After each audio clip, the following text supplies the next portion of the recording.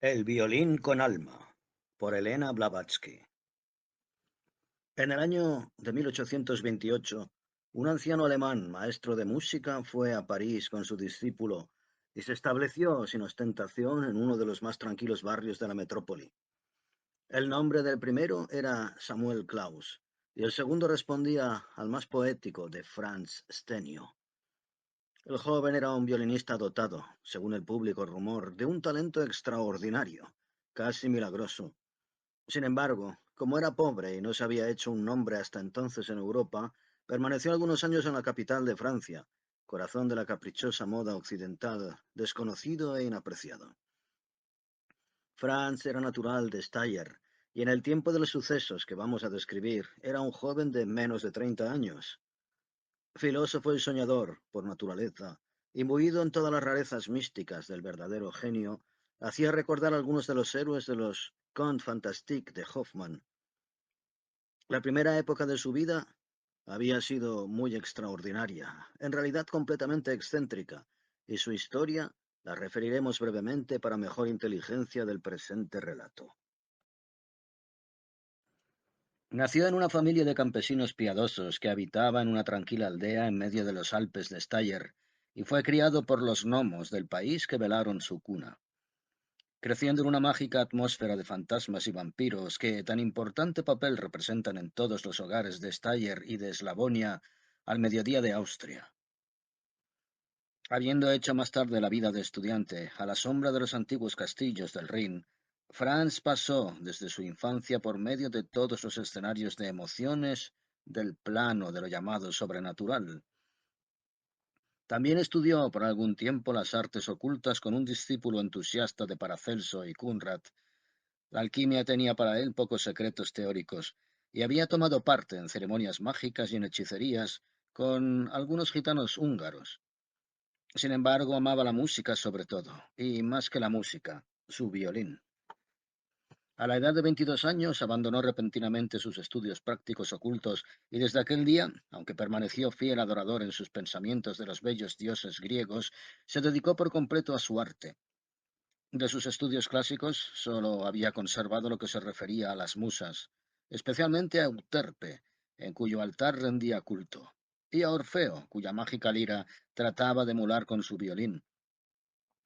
A excepción de sus creencias soñadoras en ninfas y sirenas, motivadas sin duda por el doble parentesco de éstas con las musas, mediante Caríope y Orfeo, tenía muy poco interés por este mundo sublunar. Todas sus aspiraciones, como una nube de incienso, subían a esferas más elevadas y nobles, impulsadas por la onda de celestial armonía que sacaba de su instrumento. Soñaba despierto y solo vivía una vida real, aunque encantada, durante aquellas horas en que su arco mágico le transportaba con la sonora oleada al Olimpo pagano, a los pies de Euterpe. En su misma aldea, donde los cuentos de magia y brujería brotan de cada pulgada de terreno, había sido siempre un niño extraordinario, y más extraño aún, cuando muchacho, llegó a ser hombre sin una sola de las cualidades propias de la juventud. Nunca le llamó la atención una linda cara, ni por un momento se apartaron sus pensamientos de sus estudios solitarios para caer en otro género de vida, más que en la de un bohemio místico. Satisfecho con su propia compañía, había pasado así los mejores años de su juventud y virilidad, siendo su violín su ídolo principal, teniendo por auditorio los dioses y diosas de la antigua Grecia y permaneciendo ajeno a todo conocimiento de la vida práctica. Toda su existencia había sido un continuo ensueño de melodía y de luz, y nunca había tenido otras aspiraciones. Cuán inútiles, pero cuán gloriosos eran estos sueños, cuán vívidos. ¿Por qué había de desear suerte mejor? ¿No era él todo lo que deseaba ser, transformándose con la rapidez del pensamiento en uno o en otro héroe, desde Orfeo que mantenía absorta toda la naturaleza, hasta el pilluelo que tocaba la flauta bajo los árboles de la llanura a las náyades de la cristalina fuente de Caliroe? ¿No retozaban las ninfas de ligeros pies a una señal y a una llamada suyas al son de la mágica flauta del pastor de la Arcadia en quien él mismo se convertía? Hasta las diosas del amor y de la hermosura descendían de lo alto, atraídas por las dulces melodías de su violín. Sin embargo, Llegó una época en que prefirió Siringa a Afrodita, no como ninfa hermosa perseguida por Pan, sino después de transformada por misericordia de los dioses en la caña de que hizo su mágica flauta el burlado dios de los pastores, pues también la ambición surge con el tiempo y se satisface rara vez. Cuando trataba de imitar con su violín los sonidos encantadores que vibraban en su mente, todo el Parnaso permanecía silencioso bajo tal hechizo, o lo acompañaba con su coro celestial. Pero el auditorio que últimamente ansiaba era algo más que los dioses cantados por Hesíodo. Era en verdad el de los más apreciados melómanos de las capitales europeas. Tenía celos de la flauta mágica y hubiera deseado tenerla a sus órdenes. Oh, si yo pudiera traer una ninfa dentro de mi querido violín, exclamaba a menudo después de despertar de uno de sus sueños cotidianos. Si yo pudiese atravesar con el vuelo del espíritu el abismo del tiempo, si yo pudiese ser partícipe por un solo día del secreto de las artes de los dioses y ser un dios yo mismo ante la humanidad transportada de entusiasmo, y después de haber aprendido el misterio de la lira de Orfeo, o de haber encadenado una sirena a mi violín, hacer las delicias de los hombres para gloria mía. Habiendo soñado de este modo por largos años en compañía de los dioses de su fantasía, se dio luego a soñar con las glorias transitorias de la fama terrestre, pero en esta época fue repentinamente llamado por su madre viuda, en ocasión en que se hallaba en una de las universidades alemanas, en donde había vivido durante los últimos 2 años. Este suceso puso fin a sus planes, a lo menos en lo que se refería a su inmediato porvenir, pues hasta entonces ella únicamente le había proporcionado lo que necesitaba para su escasa alimentación, y sus medios no eran suficientes para tener vida independiente fuera del lugar de su nacimiento. Su regreso tuvo un resultado inesperado. Su madre, de quien era el único amor en la tierra, murió poco después de haber dado la bienvenida a su Benjamín, y las buenas mujeres del lugar ejercitaron sus lenguas por muchos meses después, a propósito de la verdadera causa de esa muerte. La señora Astenio, antes del regreso de Franz, era una buena mujer, de mediana edad, jovial y fuerte. Era también un alma piadosa y temerosa de Dios que nunca dejó de hacer sus oraciones ni faltó jamás a la misa de la mañana en los muchos años que duró la ausencia de su hijo.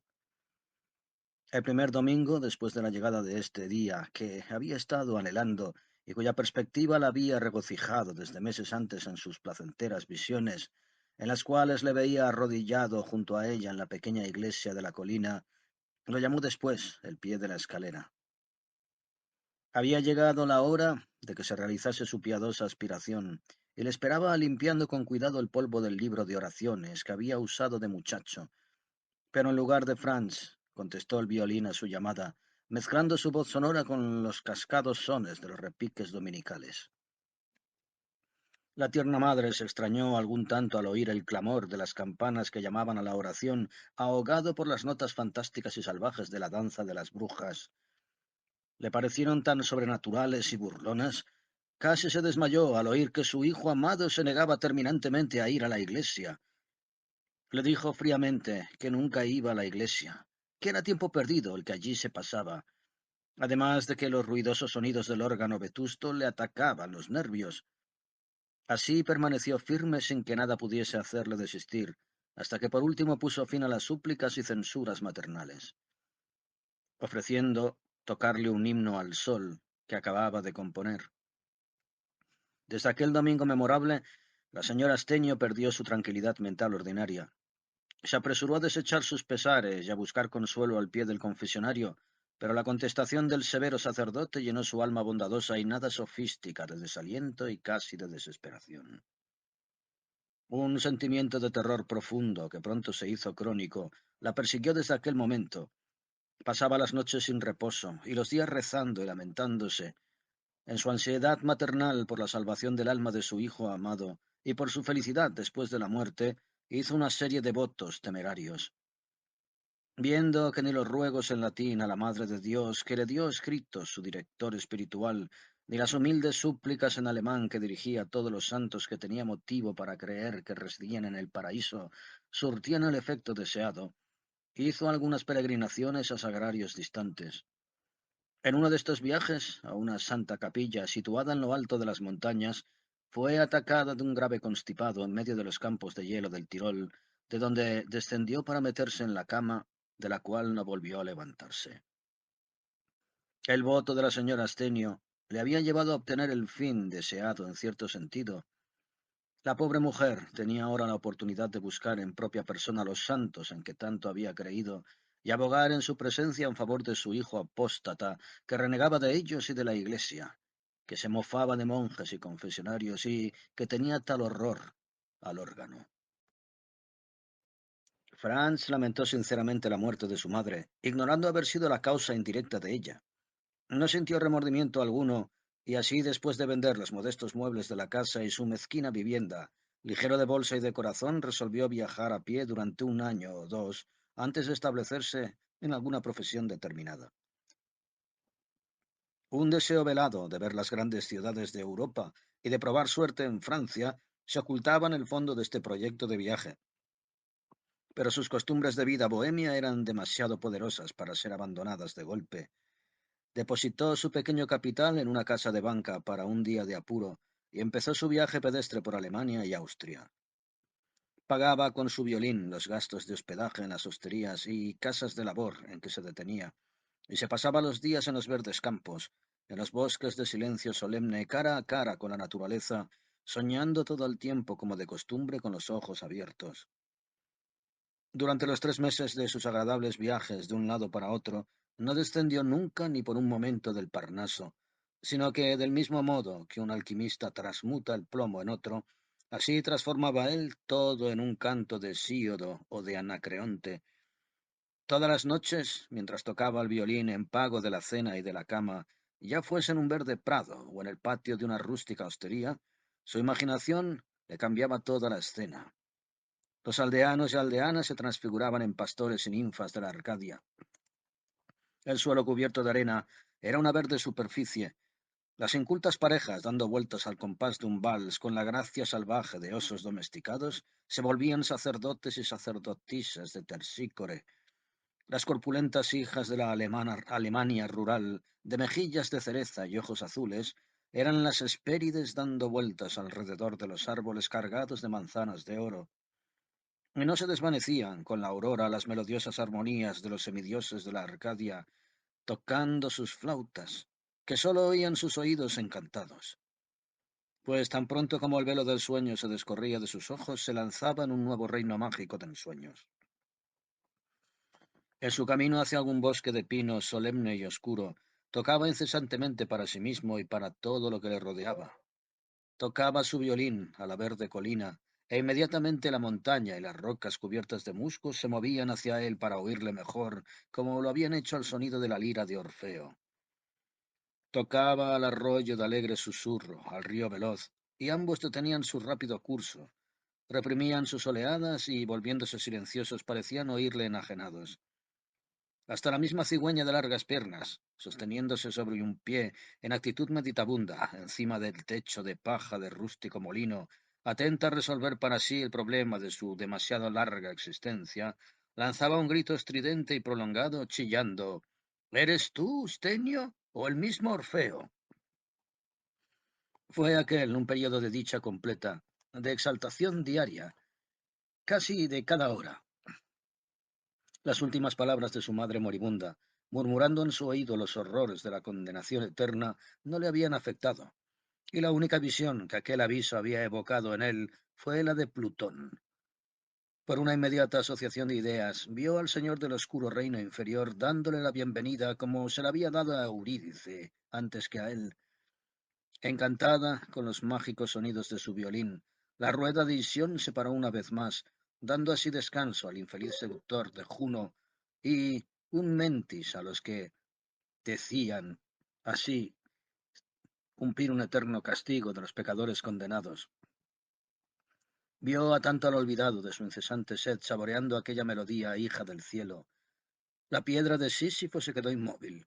Las mismas furias le sonreían y el soberano de las lúgubres regiones se deleitaba y daba la preferencia a su violín sobre la lira de Orfeo.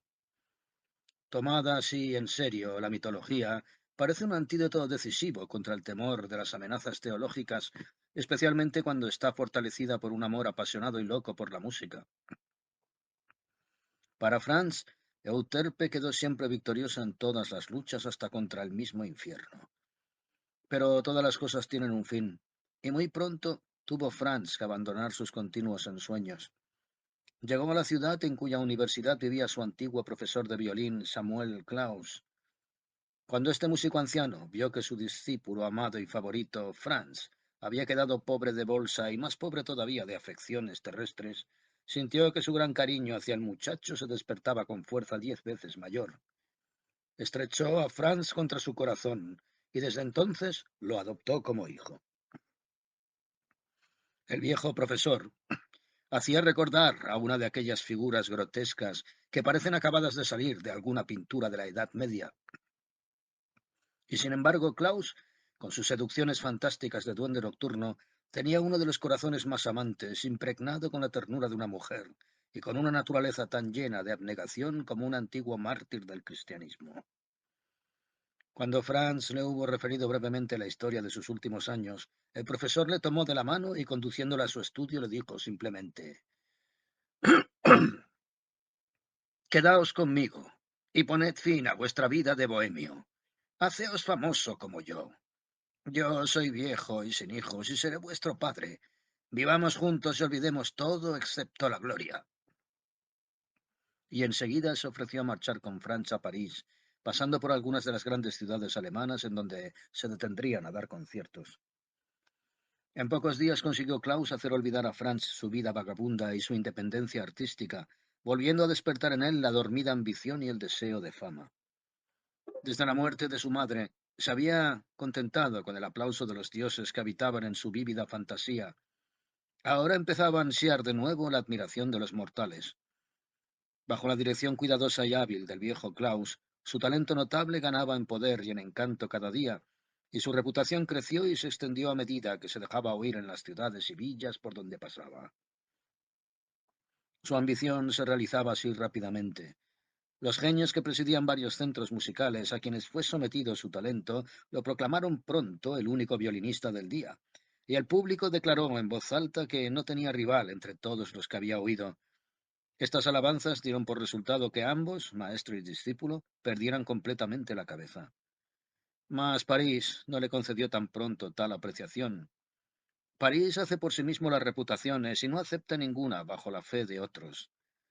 Hacía 3 años que vivían allí y todavía estaban subiendo con dificultad el calvario del artista cuando ocurrió un suceso que puso fin a sus más modestas aspiraciones. La primera aparición de Niccolo Paganini fue repentinamente anunciada y puso a Lutecia en convulsión de expectativa. El artista sin igual llegó y todo París cayó al momento a sus pies. Llegados a este punto de nuestro relato, conviene recordar una superstición medieval que ha sustituido y ha subsistido hasta mediados del presente siglo, y es la de atribuir todas las rarezas del genio a que éste mantenía estrecho pacto con el diablo. Todos los artistas, Paganini inclusive, fueron inculpados de semejante pacto. Del gran violinista Tartini, asombro del siglo XVII, se llegó a decir que sus mágicos efectos sobre sus auditorios hechizados se debían no más que a sus tratos con los malignos. Así, su célebre Sonata del Diablo fue causa de las más terribles leyendas. Ella, conocida también por el ensueño de Tartini, se atribuyó a la directa inspiración del propio Satanás, quien la ejecutó ante Tartini mientras éste dormía, y el propio músico fue el primer culpable de semejante fama por sus frases imprudentes. De tamañas acusaciones brujescas no se han escapado tampoco los más célebres cantantes, por los efectos maravillosos logrados con su voz sobre sus auditorios embelesados. La voz sublime de Pasta se atribuía a que su madre, en los 3 últimos meses de su embarazo, había sido arrebatada al cielo, y en medio de su éxtasis había tomado parte en un coro de excelsos serafines. La Malibran debía su voz a Santa Cecilia, patrona de los músicos, según unos, y al mismísimo diablo, según otros, que ya la cantaban al oído junto a su cuna para que se durmiese. Por último, el Jubal de Dryden alcanzó el supremo arte de tocar a guisa de violín en una simple concha marina con cuerdas, arrastrando sin embargo a la enloquecida multitud y haciéndola decir que un ángel del cielo era, y no las cuerdas de la concha, el que producía aquellos sonidos.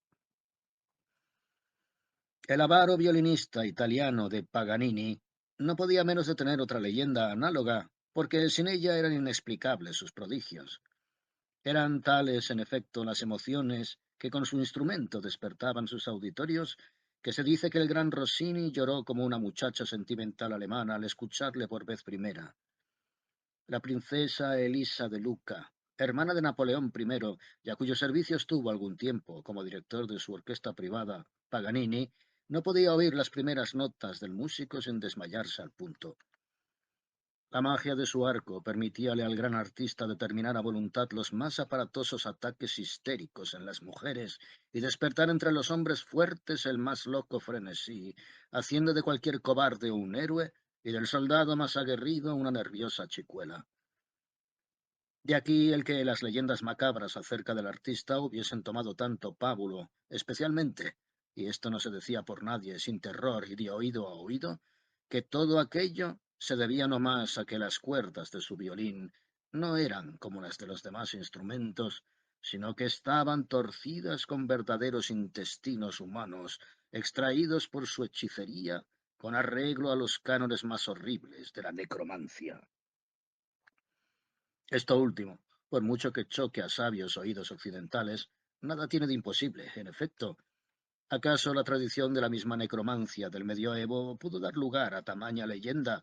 Porque es un hecho probado en ocultismo que muchos magos negros orientales, en especial los tántricas bengaleses, recitadores de tantras o conjuros para atraer a los espíritus maléficos, usan para sus perversas obras de los propios órganos internos de los cadáveres. Ahora, por otra parte, que nos son mejor conocidos los poderes peligrosos del magnetismo, mesmerismo e hipnotismo, manejados técnicamente por los propios médicos, podría suponerse con menos peligro que, antes de ser escarnecido, que los efectos mágicos que Paganini producía con su violín no eran debidos solamente a su genio musical, antes bien, aquellos fenómenos de pasmo, patología y sugestión experimentados por sus auditorios, pasmos que tenía algo de sobrenatural y de diabólico, según muchos de sus biógrafos, se debían a más misterioso origen que el de la impecable ejecución y técnica del maestro. De aquí también el que pudiese hasta cambiar de timbre al instrumento, haciendo con sus melodías en la cuerda G sola, que no pareciese sino flauta, el violín. Rumores tales podían tomar cuerpo mucho mejor antaño que ahora, en que las gentes son mucho más escépticas, y llegarse a murmurar así en su ciudad natal y aun en toda Italia, que Paganini había asesinado a su esposa y más tarde a una querida, y a la que, no obstante su pasión, no tuvo inconveniente en sacrificar con sus propias manos para el logro de sus diabólicas ambiciones.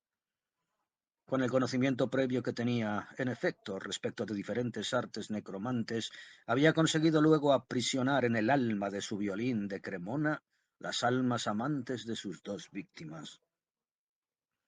Los íntimos de Ernesto Theodor Hoffmann, el admirable autor de El Maestro Martín, El tonelero de Nuremberg, El elixir diabólico y otras narraciones místicas y espeluznantes, aseguran que el consejero Crespel de El violín de Cremona estaba basado en el legendario caso de Paganini, pues, según todos saben, el fantástico cuento narra cómo Crespel, el violinista, había encerrado en su violín el alma de una diva famosa, a quien había amado con delirio y aún había incorporado a su instrumento la pura alma de Antonia, su propia hija. Una nación, en fin, como Italia, que había tenido entre sus antepasados a las famosas familias necrománticas de los criminales Borgias y Médicis, bien podía fomentar leyendas como aquella, máxime cuando cierto periodo de la juventud de Paganini resulta, en efecto, envuelto en un misterio impenetrable, lo que, junto con aquella extraordinaria facilidad con la que sacaba los más extraterrestres sones de su instrumento, incluso el de la voz humana, bien pudieron dar pábulo a tamaña leyenda terrorífica. Hasta aquellos días de nuestro cuento, Franz Stenio no había oído hablar de Paganini. En tales tiempos precursores del vapor y de la electricidad, la prensa casi no existía, y era más corto el vuelo de la fama. El muchacho, devorado por la envidia, juró competir con el mago genovés y hasta superarle, si podía. Sí, o alcanzaría a ser el atrevido joven, el más famoso de todos los violinistas de su época, o haría añicos su indócil instrumento. El viejo Klaus aplaudió con toda su alma tan heroica determinación. Frotándose las manos con muestras del más loco contento, Samuel Klaus saltaba alegre sobre su pata coja como un estropeado sátiro, adulando y halagando a su discípulo predilecto como si cumpliese el deber sagrado de consagrar a un héroe. Franz era capaz de sufrirlo todo, menos el fracaso. Era indiscutible que tocaba ya como un maestro, pero los críticos severos le habían afirmado que necesitaba unos cuantos años más de labor esforzada antes de que pudiese aspirar al don de arrebatar a su auditorio. Esto ocurrió hacía 3 años, a la llegada a París del discípulo y el maestro.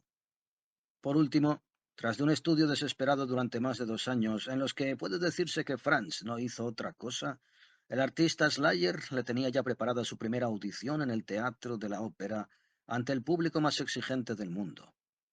Mas, golpe fatal asestado a las floridas ilusiones del artista, la presentación de Paganini entonces se encargó de dar al traste con tan dorados ensueños. Había que esperar, y no poco, ante la refulgente aparición de aquel astro único. Al principio, el envidioso Franz se contentó con sonreír ante el ciego entusiasmo, los himnos de elogio cantados en loor del italiano y el asombro casi supersticioso con que doquiera oía pronunciar el odioso nombre. Pero bien pronto éste llegó a ser para los corazones de entrambos un hierro candente que se los abrasaba. Últimamente, el solo nombre de su rival, cuyos éxitos eran cada día más estupendos, les producía casi accesos de locura. Concluyó la primera serie de conciertos sin que el viejo ni el joven hubiese podido ir a Paganini y juzgar por sí mismos. Eran tan exorbitantes los precios hasta de los puestos más ínfimos, y tan pequeña la esperanza de que aquel grandísimo avaro se mostrase generoso con un humilde y desconocido hermano en el arte, que hubieron de resignarse a esperar a que la suerte los deparase el medio, como a tantos otros les había cedido. Pero llegó un día en que les fue imposible aguantar más, y empeñando sus 2 relojes compraron 2 modestos asientos para el concierto. ¿Cómo describir las emociones de aquella noche feliz y fatal al mismo tiempo? El auditorio estaba más enloquecido que nunca. Los hombres rugían o lloraban, las damas chillaban histéricas, desmayándose, mientras que Klaus y Stenio, más pálidos que espectros, se mordían los labios en silencio. Al brotar la primera nota del arco mágico de Paganini, ambos sintieron un escalofrío sobrenatural, como si la helada mano de la muerte les hubiese tocado en el corazón. Su tortura era violenta, sobrehumana, al par que indescriptible su emoción artística. Acabada la función a medianoche, y mientras que delegados escogidos de las sociedades filarmónicas y del conservatorio desenganchaban los caballos del coche del coloso y lo arrastraban en triunfo hasta su casa, los 2 cuitados alemanes, tambaleándose como 2 ebrios y sin decirse palabra, tristes y desesperados, retornaban a su tugurio, ocupando sus acostumbrados asientos junto al fuego, hasta que Franz, pálido como la misma muerte, rompió el triste silencio y dijo: Samuel, Samuel, no nos queda ya más salvación que el morir, ¿me oís? Nada somos, nada valemos. Éramos 2 infelices ilusos al creer que nadie pudiese llegar a rivalizar con él, con el nombre odioso e impronunciable del mago. Se le atravesaba en la garganta. Lleno de rabia, impotente, revolcóse por los suelos desesperado. El apergaminado semblante del maestro Samuel tornóse lívido primero y congestionado después. Sus pequeños y grises ojos despedían una singular fosforescencia, e inclinándose hacia el oído de su discípulo le dijo, con voz entrecortada y cavernosa: Nein, nein, te equivocas, mi Franz amado, te equivocas. Yo te enseñé del divino arte cuanto un simple mortal cristiano viejo puede enseñar a otro mortal. ¿Tengo yo la culpa de que estos condenados italianos apelen a los recursos diabólicos de la magia negra, enseñados por Satanás en persona, para poder triunfar sin réplica en el mundo del arte? Franz, al oír aquello, miró a su maestro de un modo siniestro, echando fuego por sus ojos febriles. Aquella mirada era todo un poema de la desesperación que parecía decir, si así fuese, yo no tendría tampoco inconveniente alguno en venderme en cuerpo y alma al mismísimo diablo. Mas nada dijeron sus contraídos labios. Antes bien, apartando el joven la mirada de su maestro, se puso a contemplar como un idiota el mortecino fuego y empezó a soñar. Soñaba, sí, soñaba que retornaban como antaño sus incoherentes anhelos, sus ansias tomadas por realidades en sus años juveniles, cuando hablaba con los gnomos, con las brujas, con las hadas de la selva, inspirando las más extrashumanas melodías a su instrumento. Las siniestras sombras de Tántalo y de Sísifo, resucitando como antaño en las peregrinaciones bohemias del joven, parecían decirle con inaudita perversidad: ¿qué puede importarte, tonto, los horrores de un infierno en el que ya no crees? Y aun en el supuesto mismo de que existiese, ¿qué otro sitio puede ser sino el grandioso lugar descrito con épicos colores por los clásicos griegos, no el de los imbéciles fanáticos modernos? Es decir, una vasta región llena de sombras conscientes, entre las cuales podrías acaso gallardearte como un segundo Orfeo. Franz indudablemente enloquecía por momentos. Ya sus ojos, inyectados en sangre, miraban de un modo excesivamente singular a su maestro. Luego, al verse sorprendido, eludía la mirada bondadosa del pobre viejo. Samuel comprendía, en efecto, el estado mental de su discípulo, e hizo cuanto podía por sacarle de él, pero todo fue en vano. Franz, hijo mío, le decía, te aseguro, sí, que el funesto arte de ese italiano no es natural. No, ni debido al estudio, ni al genio, ni adquirido, repito, por las vías ordinarias que siguen los demás mortales. Deja de mirarme así y de ese modo tan inquietante, porque lo que te digo no es ya un secreto para nadie. Escucha y comprenderás. Y haciendo un esfuerzo como para rechazar una sombra de miedo, continuó. ¿Sabes bien lo que se susurraba acerca de la muerte de Tartini, el de la danza de las brujas? Pues que murió un sábado, a altas horas de la noche, estrangulado por su mismo demonio familiar, quien antes le diese el secreto aquel de dotar de la voz humana a su violín, encerrando en el alma del instrumento el alma de una infeliz doncella, a quien al efecto asesinaste. Pues sabe además que Paganini ha hecho otra cosa peor todavía, pues para conseguir otro tanto para su instrumento y hacerle que pueda reír, llorar, gritar, suplicar, blasfemar u orar todo junto, con los más patéticos acentos humanos, ha asesinado no solo a su mujer y a su querida, sino al amigo más íntimo, que le amaba con delirio, haciendo con su intestino retorcido por él mismo las cuerdas para su violín. De aquí el secreto de su genio mágico y de esas sucesiones de melodías inauditas con las que enloquece a sus públicos a diario. Esas cosas, pues, no puedes conseguirlas tú nunca, a menos que... El anciano no pudo concluir la frase. Algo vio entonces en la mirada diabólica del enloquecido discípulo que le dejó petrificado de espanto y le hizo cubrirse la cara con las manos para no volver a verlo. Franz tenía un rictus imponente, satánico.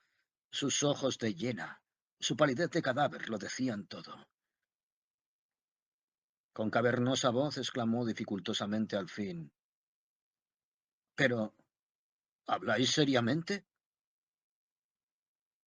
¿Qué duda cabe desde el momento en que os empeñó y os empeño mi palabra de ayudaros, cueste lo que cueste? Respondió Samuel. Es decir que, continuó el terrible joven, ¿creéis firmemente que si yo alcanzase a contar con los medios de proporcionarme también intestinos humanos, podría igualar a Paganini y aún superarle?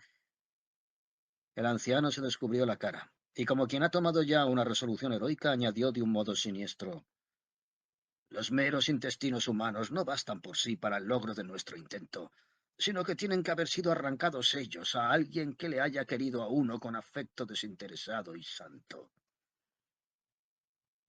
Tartini dotó a su violín con el alma de una virgen que le amaba y que murió por causa de él, al ver que su amor hacia el gran músico no era por este correspondido.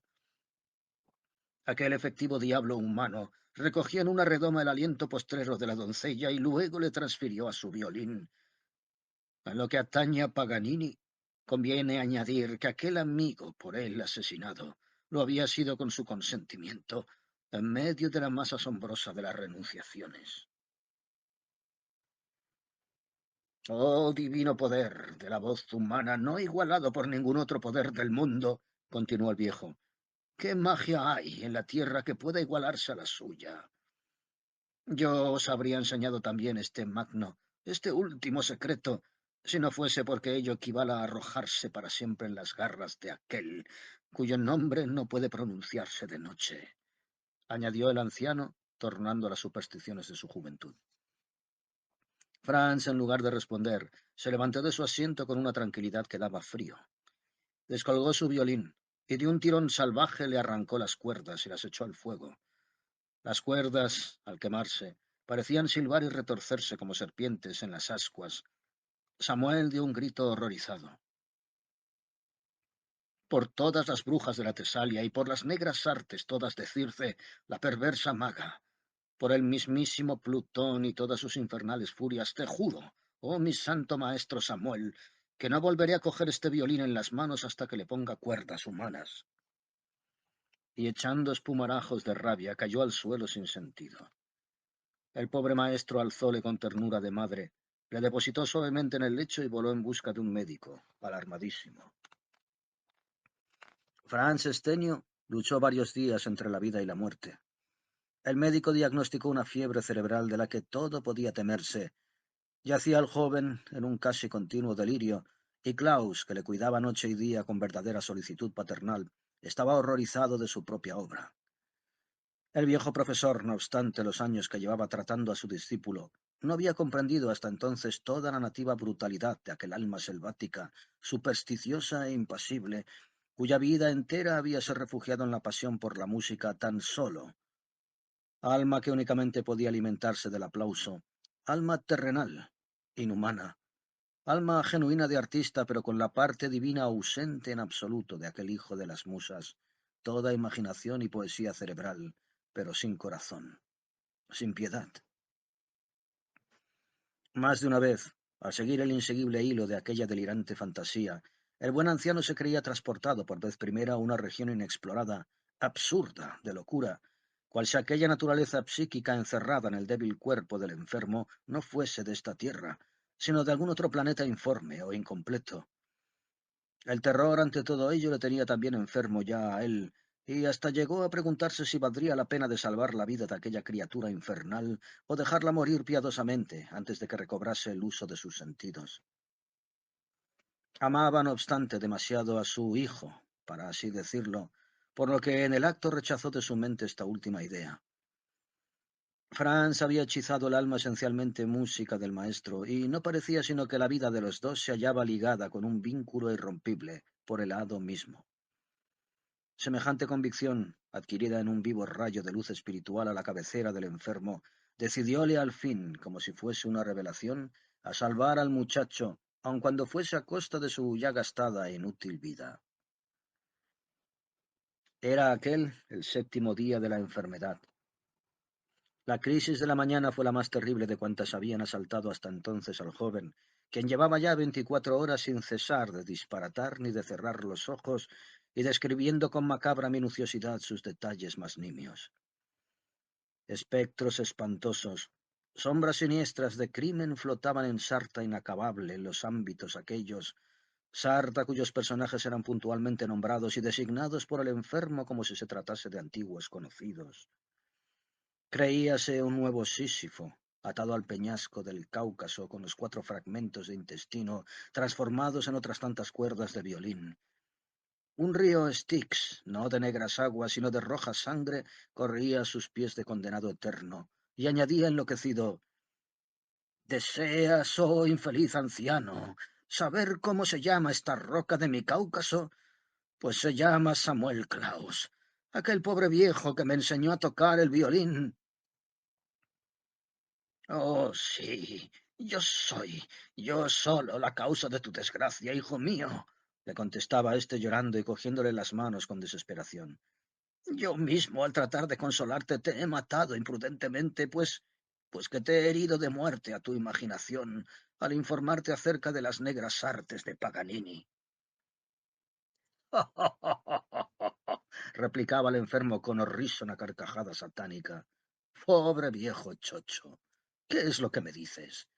Tu carne es deleznable, yo la cortaría así. Tú no vales nada y solo parecerías bien extendido tu intestino sobre un buen violín de Cremona y metida en su alma, el alma tuya. Klaus sintió un escalofrío mortal, pero guardó silencio inclinándose sobre la frente del joven, abrasada por la fiebre, depositó en ella un beso largo y amantísimo. Saliendo unos instantes fuera de la estancia, porque sentía que le ahogaba la desesperación. Al retornar de allí a poco, el delirio había tomado otro curso. Franz cantaba, tratando de imitar las notas de su violín con la misma satisfacción salvaje que si ya tuviese tendidos en este, a guisa de cuerdas, los intestinos del maestro. Por la tarde el delirio revistió una forma imposible de describir. Ígneos espíritus metían en la hoguera a su queridísimo instrumento. Manos esqueléticas, manos que eran las del joven, brotando chispas y llamas por todos sus dedos, hacían señas al viejo para que se acercase y abrirle en canal con absoluta rapidez para disecarle ferozmente a él, a Samuel Klaus, el maestro, el único hombre que al amarle tan tierna y desinteresadamente, era el único también cuyos intestinos podían serle de alguna utilidad al mundo. Al otro día, y como por encanto, la fiebre cesó, y 2 días después Estenio pudo dejar el lecho sin conservar recuerdos de su enfermedad y sin sospechar que en sus delirios había dejado a Klaus leer en el fondo de sus más secretos pensamientos. El único resultado fatal de la enfermedad fue aquella que, firme el joven en su promesa al arrancar a su violín sus antiguas cuerdas y careciendo su indomable pasión artística de semejante válvula, se sumió en el estudio de la alquimia, la quiromancia y demás artes ocultas con tanta y mayor pasión que la que antes sintiera por la música. Pasaron semanas, y aún meses, y ni el maestro ni el discípulo aumentaron siquiera a Paganini. El violín sin cuerdas y cubierto de polvo y telarañas estilaba colgado en su sitio olvidado y mudo, y en medio de la profunda melancolía que se había apoderado de entrambos, apenas sí cruzaban la palabra. Diríase que el violín no era sino un cadáver que la fatalidad había interpuesto entre los dos. Sarcástico y sombrío, el joven evitaba cuidadosamente toda conversación sobre la música. Para sondar un tanto el alma del joven y saber lo que pasaba en ella, cierto día el anciano sacó de su caja su olvidado violín y se puso a tocar no sé qué tarantela. A las primeras notas, Franz experimentó una sacudida nerviosa semejante a un latigazo, pero nada dijo. Los ojos se le salían de las órbitas y escapó al fin como un loco, vagando al azar por las calles de París durante muchas horas, mientras que el buen Klaus arrojó su instrumento y se encerró en su alcoba hasta el otro día. Como se ve, aquello no podía continuar así. Una noche en la que el joven Estenio estaba más sombrío e imponente quizás que nunca, el viejo maestro se levantó repentinamente de su silla y dirigiéndose con resolución hacia su discípulo, amado, imprimió un largo beso en la frente de éste diciéndole amoroso, Franz, querido, esto no puede continuar así. ¿No crees que es llegado el tiempo de poner fin a nuestra violenta situación? Franz despertó sobresaltado de su letargo habitual, respondiendo como en sueños. Cierto. Ya es tiempo más que sobrado de ponerlo fin. Ambos se fueron a acostar sin decir más palabras. Al otro día no vio Franz al anciano en su sitio de costumbre. Vistióse y pasó al comedor que separaba las dos alcobas. Ni el fuego había sido encendido aquel día, como era el hábito de Samuel, ni se veía otra huella alguna de las ordinarias ocupaciones del maestro. Franz, extrañado de todo aquello, sentóse en su sitio de siempre al lado de la apagada chimenea, cayendo en su eterna obsesión, obsesión de la que salió extrañamente al extender las manos hacia atrás para cruzarlas tras su cabeza. Chocaron ellas con algo que estaba en el estante de detrás y que cayó al suelo con estrépito. Era la caja del violín del pobre Klaus, que caía rodando a los pies de su discípulo, y vaciaba su contenido, su violín mismo, cuyas cuerdas al dar de plano contra la chimenea produjeron algo así como un gemido lastimero. El efecto que aquello produjo en el joven fue mágico. —¡Samuel! ¡Samuel! —gritó sin hallar respuesta. —¿Qué es lo que pasa? —añadió, dirigiéndose ansiosamente hacia la alcoba de éste, mas en aquel punto retrocedió espantado ante el eco de su propia voz, que no lograba contestación alguna. La habitación estaba a oscuras, y al abrirla vio que Samuel Claus yacía sobre su lecho, rígido y frío. Estaba muerto. El choque fue terrible. La loca ambición del artista fanático no dejó ni lugar casi al primer impulso de afecto hacia aquel amado muerto a quien tanto debía. Iba pues a obrar en el acto como era de temerse, cuando su vista perturbada se fijó en un escrito dirigido a él y que decía: Franz, hijo querido, cuando leas esta, tu viejo maestro, tu amigo, habrá hecho ya el mayor sacrificio que por el logro de tu ideal de fama y riqueza podía. El que te amó tanto, él ya aquí frío e inerte, ya a saber lo que te corresponde hacer. Fuera, necias preocupaciones. Yo libre y espontáneamente te he ofrendado mi cuerpo en holocausto a tu fama futura, y realizarías la más negra de las ingratitudes si por timidez o cobardía hicieses inútil este sacrificio mío. Cuando tu amado violín se vea con sus nuevas cuerdas y estas cuerdas sean una parte de mi propio ser, aquel se verá ya investido del mismo secreto mágico del célebre Paganini. En ellas, en mis cuerdas, encontrarás siempre que quieras los ecos de mi voz, mis gemidos, mis cantos de amor y de bienvenida, los acentos todos más patéticos, en fin, de mi inmenso amor hacia ti. Así pues, mi Franz, idolatrado, nada temas, nada vaciles. Coge triunfalmente tu instrumento y lánzate al mundo siguiendo los pasos de aquel que sembró la desesperación y la desgracia en la senda de nuestras ilusiones. Preséntate altanero, en cuantos lugares él se presente a los públicos, búrlate de él y rétale al más gallardo de los desafíos. Entonces alcanzarás a comprender y a oír, oh Franz querido, cuán potentes son siempre las notas de todo amor desinteresado. Y en la última caricia de aquellas cuerdas, te acordarás de que son el cuerpo y el alma de tu abnegado maestro que por última vez te abraza y te bendice. Samuel. Dos ardientes lágrimas pugnaron por brotar de los ojos del enloquecido Estenio, pero se evaporaron antes casi de surgir, mientras que aquellos con fulgores demoníacos nacidos de un orgullo y de una ambición sin límites se fijaron con fruición en el yerto cadáver. La pluma se resiste a escribir lo que allí pasó más tarde, una vez que se cumplieron los trámites de la ley con el suicida, porque conviene advertir que el abnegado Samuel Claus lo había previsto todo para asegurar la impunidad de su discípulo, escribiendo una carta a la justicia para que nadie se culpase de su muerte. Después de un casi simulacro de autopsia por parte de las autoridades judiciales, allí quedó el cadáver del pobre Claus, a la completa voluntad de su heredero. No habían transcurrido bien 15 días después de aquel de la desgracia, cuando ya estaba el violín de Franz descolgado de su sitio, desempolvado, limpio y con sus 4 flamantes cuerdas nuevas. Su dueño, el impasible Franz Stenio, no se atrevía ni a mirarlas. Quiso tocar, pero el mismo arco parecía temblar en sus manos como el puñal en las del asesino novicio. Resolvió entonces no tocar hasta el memorable día en que habría de rivalizar con el odiado Paganini y aún superarle, sin duda.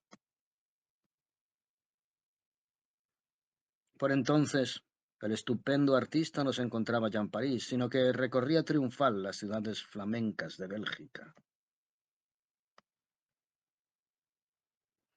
Pocos días después de lo narrado, se hallaba el maestro Paganini en el comedor de su hotel, de regreso de su concierto de aquella noche, y rodeado de sus constantes admiradores, cuando se le acercó un extraño joven de mirada extraviada y selvática, que le entregó una tarjeta con unas cuantas líneas a lápiz. Paganini lanzó sobre el intruso una de aquellas mágicas miradas suyas que pocos hombres podían soportar cara a cara, pero encontróse, como vulgarmente se dice, con la horma de su zapato, puesto que el joven, sin bajar la vista, la sostuvo como de potencia a potencia. Saludóle entonces fríamente y le dijo con toda sequedad: «Estoy a vuestra completa disposición, caballero. Fijad la noche y se arpa como deseáis». Al otro día, la ciudad entera supo, estupefacta, que se preparaba para la noche inmediata un desafío singular, el que entrañaba el cartel siguiente fijado en todas las esquinas. En esta noche, en el Gran Teatro de la Ópera, debutará ante el respetable público el joven artista alemán Franz Stenio, quien ha venido ex profeso a esta población con el solo objeto de medir sus dotes musicales como violinista con el maravilloso maestro Paganini, compitiendo con el artista famoso en la interpretación de sus más difíciles composiciones. Aceptado noblemente el reto por el maestro sin rival, Franz Stenio ejecutará en competencia con él el conocido capricho fantástico que lleva el título de Danza de las Brujas. El efecto de la noticia aquella no pudo ser más delirante, cosa bien prevista por el avaro Paganini, que no perdiendo nunca de vista su negocio, miraba a él tanto y más que a su propio arte. Había así doblado el precio de las localidades aquella memorable noche, no obstante lo cual, el gran teatro se llenó de bote en bote. Llegado el día del certamen, no se hablaba de otra cosa en la ciudad y aun en las vecinas. De los ojos de Stenio, el sueño había huido, y toda la noche anterior la había pasado en su habitación más inquieto que la fiera en su cubil, cayendo sobre su cama al amanecer, agotado física y moralmente, cayendo, digo, en un estado comatoso que no parecía sino el prólogo de su muerte. Entonces tuvo esta macabra pesadilla, que parecía realidad más bien que ensueño. El violín estaba sobre la mesa inmediata, encerrado en su caja con llave, que el joven nunca desamparaba desde el día en que le pusiese impávido las consabidas cuerdas, y a las que no había rozado una sola vez con su arco. Desde el famoso día aquel se había ejercitado en otro instrumento. Súbito, el dormido joven creyó ver completamente despierto, como si la tapa de la caja se levantase por sí misma, dejando ver el cadáver del viejo Klaus, con sus fosforescentes ojos abiertos, que le miraban suplicantes, mientras que una cavernosa, al par que difusa voz, la del propio Samuel Klaus, le decía: «Franz, hijo querido, soy muy desgraciado en esta mi nueva vida de ultratumba, porque no puedo separarme de ellas, de las cuerdas». Estas, como respondiendo telepáticamente a la angustia de su dueño, el anciano, parecieron donar débilmente, como un gemido. Aquello le dejó a Franz transido de espanto. Sus cabellos se erizaban y su sangre se le helaba en las venas. «Esto no es más que un vano sueño», repetía maquinalmente para en vano darse alientos. «Sí, he hecho todo lo posible, hijito, todo lo posible para desprenderme de estas malditas cuerdas, pero es todo inútil. ¿Podrías ayudarme tú, que estás aún vivo?» Los sonidos se fueron agudizando más y más, hasta hacerse chillones y estridentes, mientras que, dentro de la caja y en toda la cavidad de la mesa, un arañar extraño, como de ratas, un zumbar, como de enjambre de abejas, ordoneaba angustioso y horrible. Aquellos ruidos le eran bien familiares al miserable Franz, pues que los había observado a menudo desde la tarde en que había operado el macabro despojo para colocarle como pedestal de su loca ambición, pero hasta entonces había logrado persuadirse, o mejor o peor, de que se trataba de una alucinación. Aquello era, sin embargo, bien real, dolorosamente real.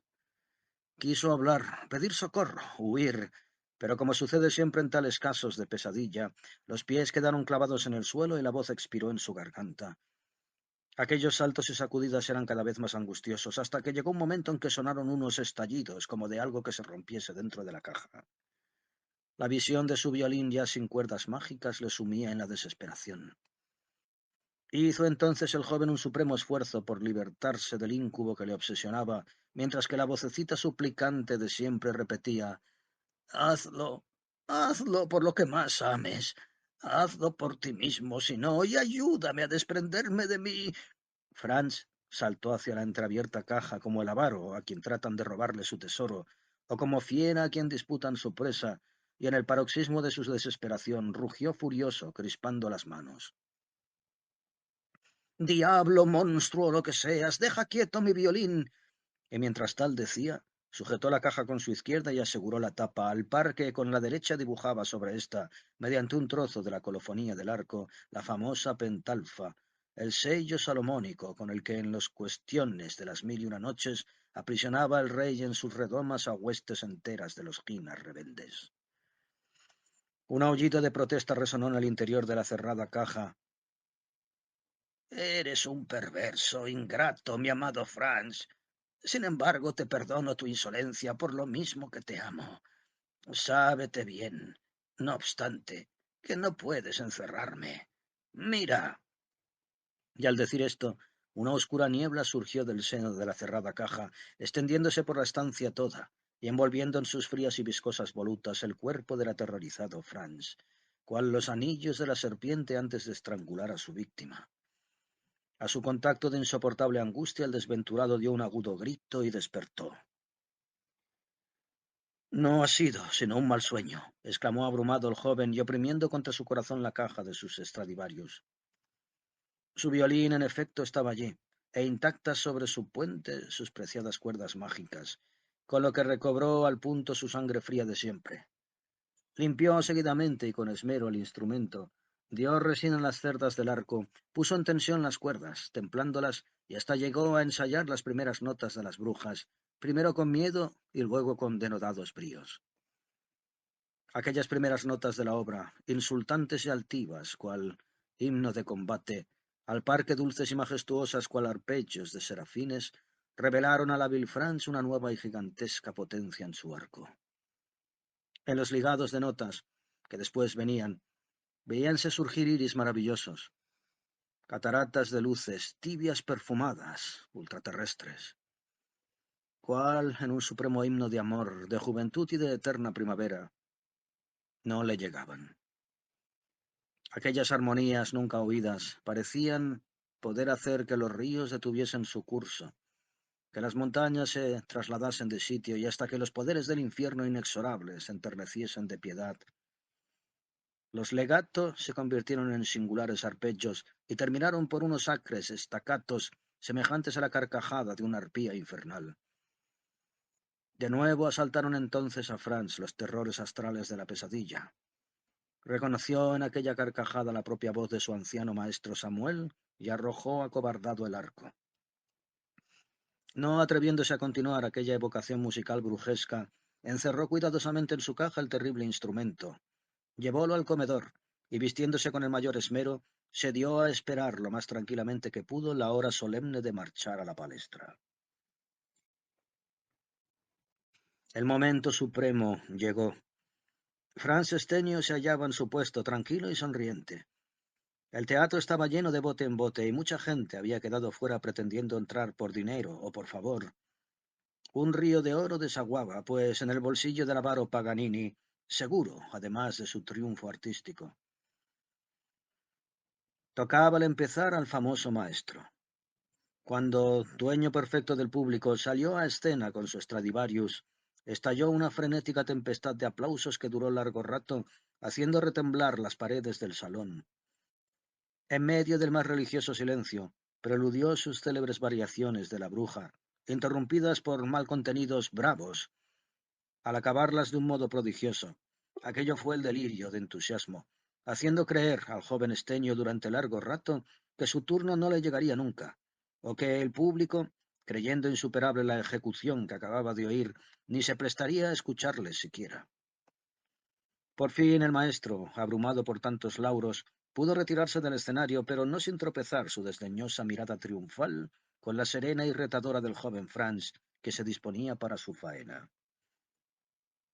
La frialdad más glacial acogió las primeras notas de Stenio, sin que el presagio de tan mal comienzo le desconcertase lo más mínimo. Pálido, erguido, sereno, con la más despreciativa sonrisa en sus delgados labios, continuó sin embargo impasible y seguro de sí mismo. Al avanzar las notas del preludio, una extraña reacción se operó en el público. Sí, aquella hábil factura musical era la misma de Paganini, se dijeron pronto todos, pero era algo más también, sin disputa. No pocos llegaron a pensar que jamás había mostrado tan extraordinaria originalidad el artista italiano, ni aun en sus momentos más sublimes. Las cuerdas aquellas, pisadas por largos y enérgicos dedos del joven Estenio, vibraban, temblaban sobrehumanas, cual los intestinos aún palpitantes de la víctima, bajo el escalpelo del disector. Gimiendo en extraña melodía, como el lamento angélico de un niño moribundo, aquellas no eran, no, las resonancias ordinarias de unas cuerdas, sino notas de la lira de Orfeo, evocadas por la mirada satánica y siempre fija en ellas de aquellos sus ojos azules enormes. En torno, sí, de aquel novísimo mago del arte, los sonidos parecían colorearse y tomar formas tangibles, como criaturas brotadas de las cuerdas al conjuro del joven artista, criaturas infernales, informes, burlonas, proteicas, en la más brujesca de las danzas macabras, mientras que allá, en las sombrías interioridades del escenario, parecían estarse representando al par las mayores lubricidades, los más sabáticos y monstruosos himeneos. El público viose así presa bien pronto de la más inevitable alucinación colectiva.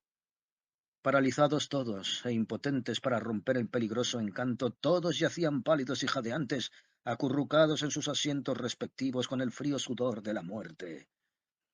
Todas las delicias del opio, todos los ensueños mórbidos de los paraísos artificiales ensoñados en sus pipas por los más perturbados fantaseadores coránicos, con huríes seductoras en cuyos labios de fuego libasen a un tiempo la vida y la muerte, estaban allí.